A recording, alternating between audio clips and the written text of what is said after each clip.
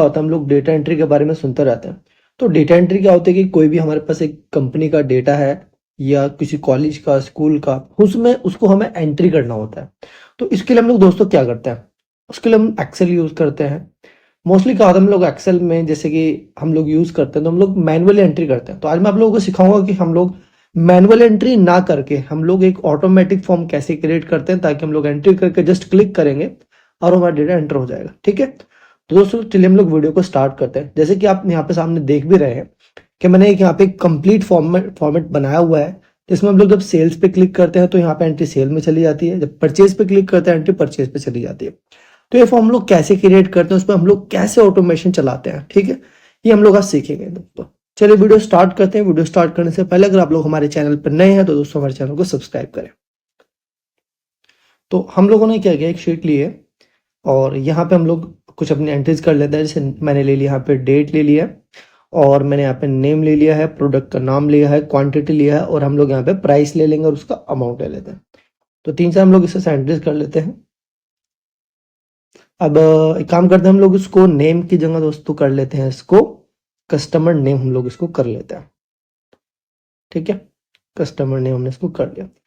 अब मेन चीज क्या, हमें एक फॉर्मेट क्रिएट करना है। पहले तो हम लोग एक फॉर्मेट क्रिएट कर रहे हैं, तो फॉर्मेटिंग आप अपने अकॉर्डिंग कैसे भी कर सकते हैं, जैसे आप चाहे इंटरेस्टिंग से इंटरेस्टिंग बना सकते हैं। मैं सिर्फ आपको एक फॉर्मेट पैटर्न सिखा रहा हूँ कि आप कैसे उसको फॉर्मेट करेंगे। तो मैंने क्या किया, ऊपर अपना एक मर्ज कर लिया है और उसमें मैंने सेल लिख लिया एंड परचेज लिख लिया है।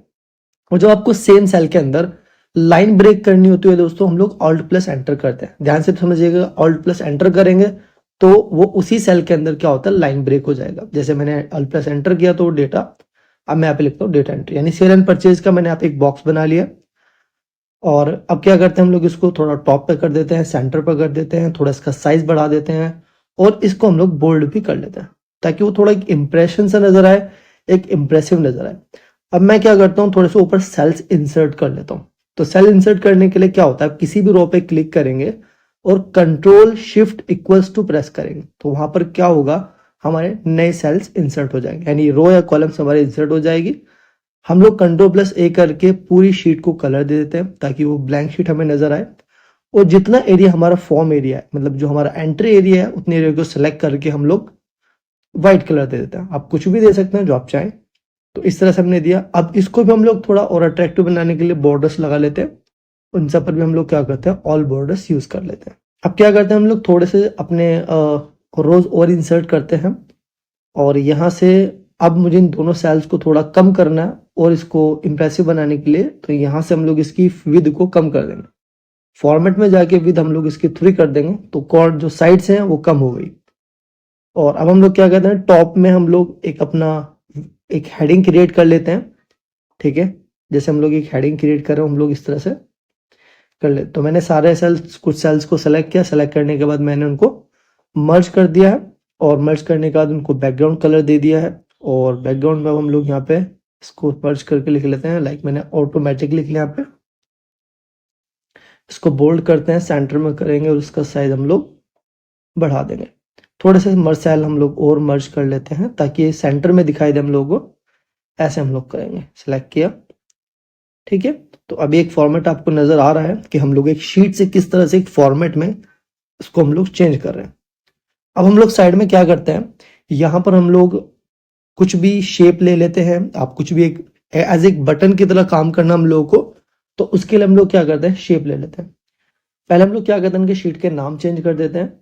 जैसे मैंने लिया मेन कर दिया है इसको, ये मेरी सेल शीट हो गई। परचेज शीट कर दिया इसको और ये मेरी शीट क्या हो गई है, स्टॉक शीट हम लोगों ने इसको रख दिया।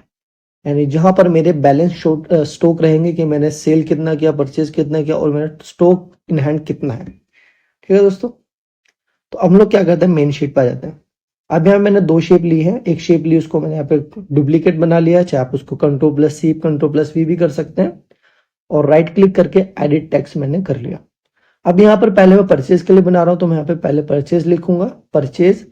और जो लास्ट मेरा ई कैपिटल ई वर्ड है, मैं उसको ब्रैकेट्स में ले लेता हूँ ताकि समझ में आ जाए कि मेरी एंट्री हो रही है। यानी परचेज एंट्री के लिए मैंने एक ये यहाँ पर शेप बना ली है। अब इसी तरह से हम लोग क्या करते हैं, इसको थोड़ा साइज बड़ा कर देंगे, बोल्ड कर देते हैं। अब इस साइज शेप का हम लोग साइज देख लेते हैं। ये 0.79 है और ये 1.7, तो इसको भी हम लोग क्लिक करेंगे और इसको भी हम लोग 0.79 कर देंगे ताकि दोनों क्या हो, हमारी शेप एक जैसी नजर आए। 79 हमने इसको कर दिया, एंटर कर देंगे। अब इसको थोड़ा शेप को हम लोग क्या कहते हैं, नीचे शिफ्ट कर लेते हैं, इस तरह से कर लिया है। अब इस पे हम लोग क्या करते हैं, इसको ब्लू कर लिया, राइट क्लिक करके एडिट टेक्स्ट करते हैं और यहाँ पे हम लोग लिखते हैं सेल। अब सेल का भी जो ई है मैंने उसको ब्रैकेट में ले लिया कि मेरी सेल एंट्री है। सेलेक्ट करेंगे, इसको क्या करेंगे हम लोग, सेंटर कर लेते हैं, मिडल कर लेंगे और यहाँ पे साइज बढ़ाकर उसको बोल्ड कर देंगे। तो ये हमारी सेल एंट्री के लिए हो गया, ये मेरी परचेज एंट्री के लिए हो गया। तो क्या करते हैं, यहाँ पे कुछ शेप ले लेते हैं। ये भी मैं आप लोगों को समझाऊं हम लोग एक शेप क्यों ले रहे हैं। एक शेप मैंने ले ली है और यहाँ से उसमें कोई भी यहाँ पे कलर रख लेंगे इसमें, लाइक मैंने कलर रख लिया है। राइट क्लिक करके एडिट टेक्स्ट, ये मैं सेल के लिए बना लेता हूँ।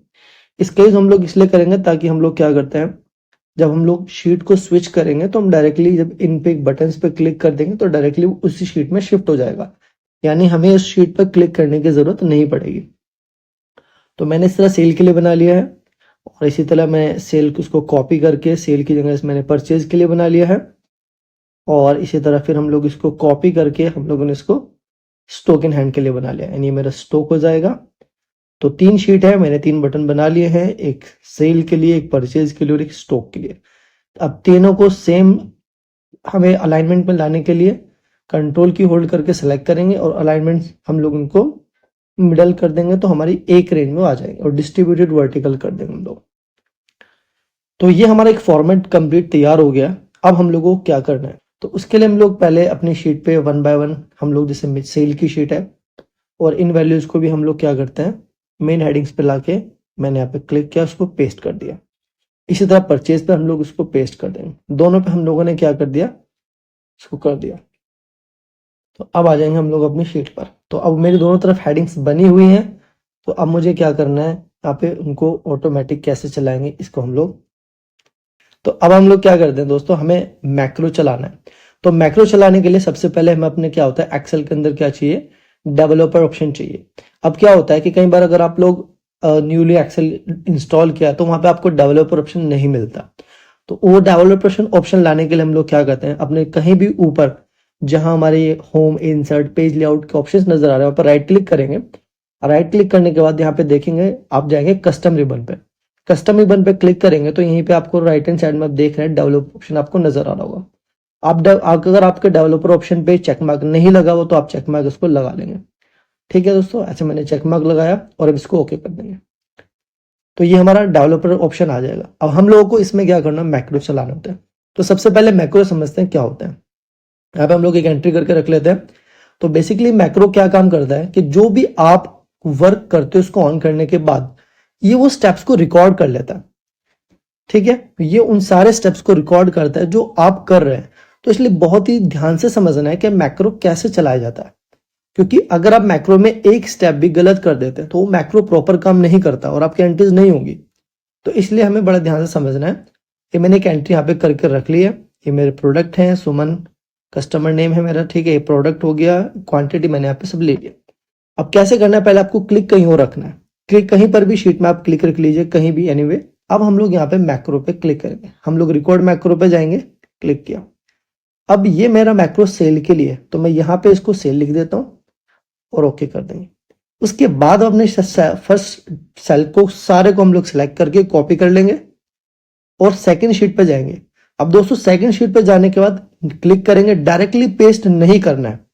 हम लोग क्या करेंगे, होम पे जाएंगे और इंसर्ट पे जाकर इंसर्ट कॉपीड सेल्स पे क्लिक करेंगे। तो यहां पे ऑप्शन आएगा शिफ्ट सेल्स डाउन, उस पर आप क्लिक करेंगे। जब क्लिक करेंगे तो वो हमारा डेटा यहाँ पे कॉपी हो जाएगा। और अब अपनी मेन शीट पर आकर आप कहीं भी क्लिक कीजिए और डेवलपर ऑप्शन में जाने के बाद और यहां पे इसको स्टॉप रिकॉर्ड कर देंगे। देखिए दोस्तों, बहुत ही आसान था, बहुत ही आसान ट्रिक है। कैसे करनी है डायरेक्टली मैंने भी आपको बताया है।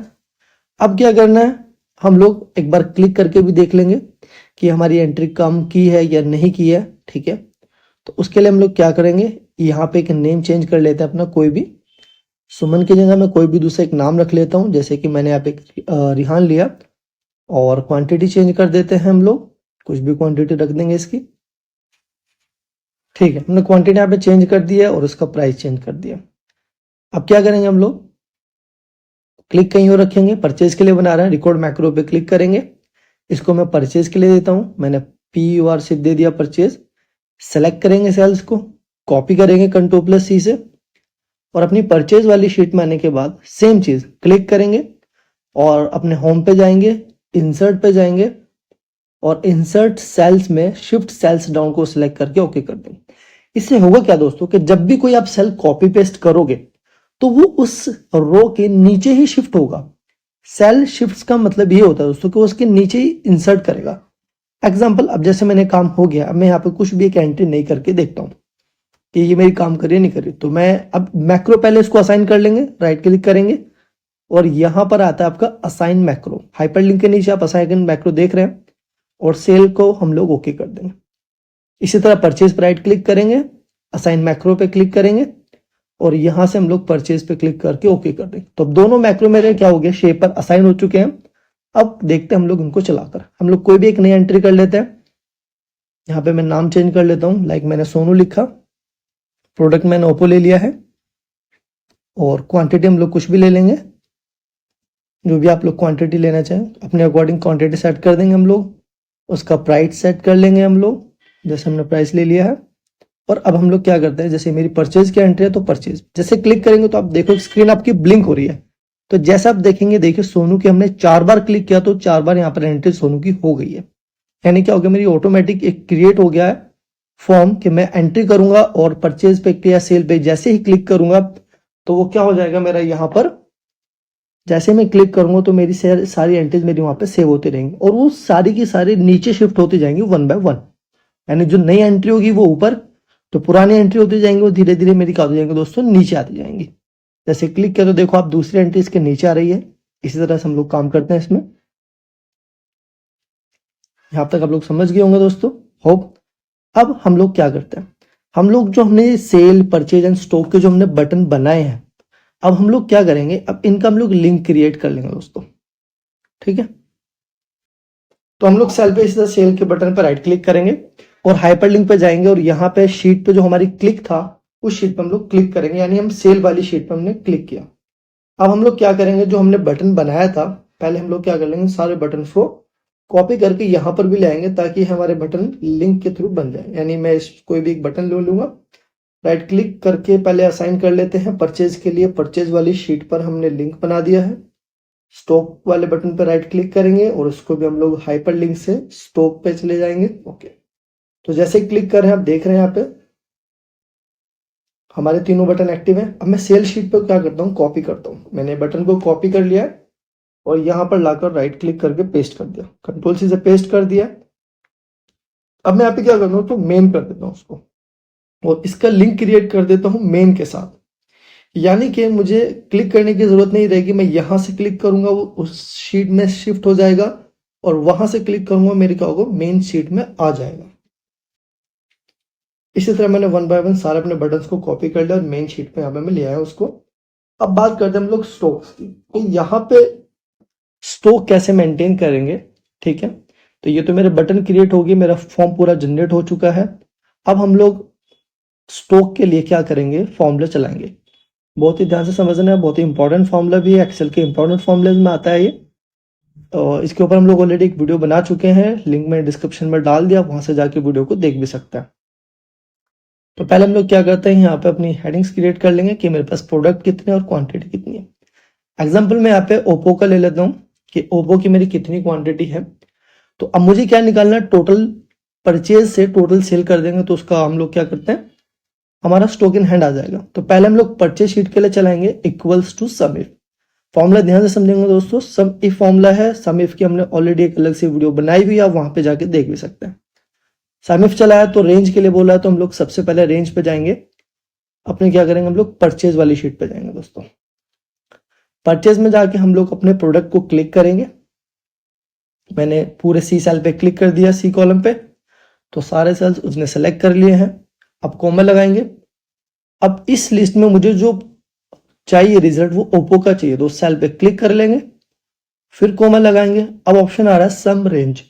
सम रेंज का मतलब कि हमें क्या करना है, हमें इसको अमाउंट का टोटल नहीं, हमें इसकी क्वांटिटी का टोटल करना है। तो हम लोग क्वांटिटी वाले कॉलम पे क्लिक करेंगे, ब्रैकेट ऑफ करके एंटर। तो टोटल जो हमारे ओप्पो के प्रोडक्ट सेल हुए हैं उनकी टोटल क्वांटिटी दोस्तों 1500 है। ओके, आप जाके चेक भी कर सकते हैं, नो इशू।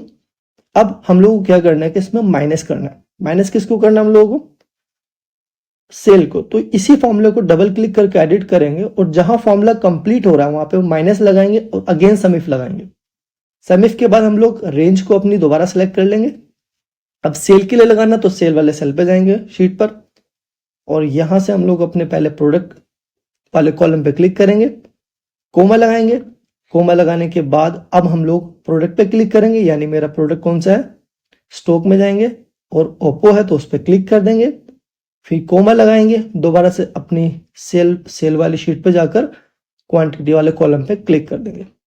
ठीक है, इससे क्लिक करके ब्रैकेट ऑफ करेंगे और एंटर कर देंगे। तो अब देखोगे यहाँ पर हमारे जो टोटल प्रोडक्ट है वो 1300 बैलेंस है, यानी स्टॉक इन हैंड मेरे पास इतने हैं। तो अगर यहाँ पर आप चेक करोगे तो ओप्पो के हमने 3 बार सेल किया है जिनकी टोटल आ रहा है 1500, और हम लोग सेल जाके चेक करेंगे तो हमारा 200 हमारा सेल आ रहा है। तो टोटल हमारे कितने स्टॉक इन हैंड बचा दोस्तों, 1300 बचा। तो इस तरह से हम लोग एक ऑटोमेटेड फॉर्म जनरेट कर सकते हैं for data entry purpose. Hope दोस्तों वीडियो आपको पसंद आई होगी। वीडियो अच्छी लगी हो तो वीडियो लाइक करें, शेयर करें, कमेंट करें। Thanks for watching. Hello guys, welcome to Smart take.